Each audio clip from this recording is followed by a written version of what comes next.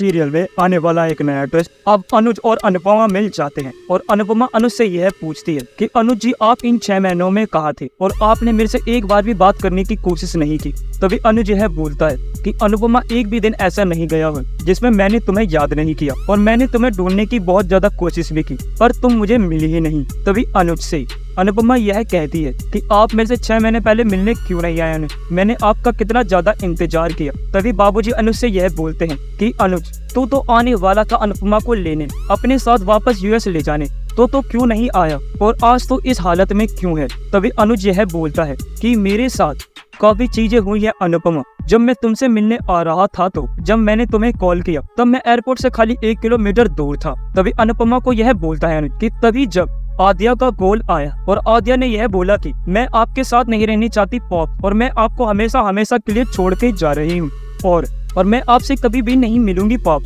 तभी मैं बहुत ज्यादा डर गया था। तभी मैंने आद्या के पास जाने का ज्यादा जरूरी समझा और जैसे मैं वापस जा रहा था तो मेरा कार एक्सीडेंट हो गया और जब मैं उठा तो काफी ज्यादा टाइम बीत चुका था और जब आद्या मेरे पास आई तो आद्या और श्रुति ने मिलके मेरी सारी प्रॉपर्टी ले ली और मुझे ऐसे पागलों की तरह भटकने के लिए छोड़ दिया। तभी अनुपमा यह कहती है कि आप क्या बोल रहे हो अनुज? क्या आपको पता भी है कि आप कहना क्या चाहते हो? आप अपनी आद्या के बारे में ऐसा बोल रहे हो। तभी अनुज यह कहता है हाँ अनुपमा उस दिन तो मुझे भी विश्वास नहीं हुआ। जब मैं दर दर की ठोकर खाने लग गया तो तब मुझे समझ में आया कि आद्या और श्रुति ने मिलके मेरे साथ कितनी बड़ी चाल चली है और मेरे साथ ये क्या किया है। तभी अनुपमा यह कहती है तो आप मेरे पास क्यों नहीं आए अनुज और आपने मेरे को एक बार भी ये सब बताने की जरूरत नहीं समझी।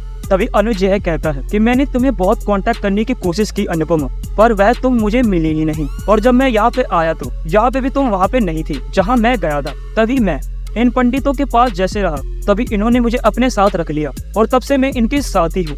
तभी अनुज को यह बोलते हैं अनुपमा आपने इतना ज्यादा सहा है अनुज, अब मैं श्रुति और आद्या को बिल्कुल भी नहीं छोड़ने वाली हूँ। अब उन्हें पता चलेगा कि उन्होंने किससे पंगा लिया है। मैं अनुपमा जोशी आज ये वादा करती हूँ कि आद्या और श्रुति को सबक सिखाए बिना चैन की सांस नहीं लूंगी। तभी किंजल यह कहती है कि आपके साथ इतना ज्यादा हुआ है अनुज, हमें ये चीज तो पता ही नहीं थी। हमें बस इतना लगता था कि आप कभी मम्मी से मिलना चाहते ही नहीं हो, इसीलिए आप वापस नहीं आए। आपको आद्या ने रोक लिया होगा पर आपके साथ ऐसा हुआ हमें बिल्कुल भी नहीं पता था अनुज।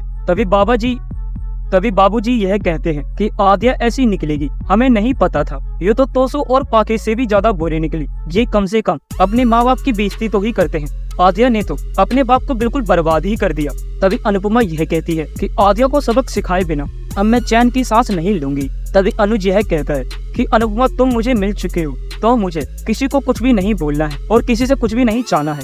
तभी अनुपमा यह कहती है अगर उसने मेरे साथ कुछ ऐसा किया होता तो मैं उसे माफ कर दी थी पर उसने आपके साथ किया है तो मैं उसे चाह के भी माफ नहीं कर सकती। जी हाँ दोस्तों, अब क्या करेगी अनुपमा? आप अपनी कमेंट बॉक्स में हमें जरूर बताएं। अगर आपको यह वीडियो पसंद आई हो तो आप इस वीडियो को लाइक करें, हमारे चैनल को सब्सक्राइब करना ना भूलें। मिलते हैं आपसे अगले वीडियो, जब तक के लिए जय श्री राम।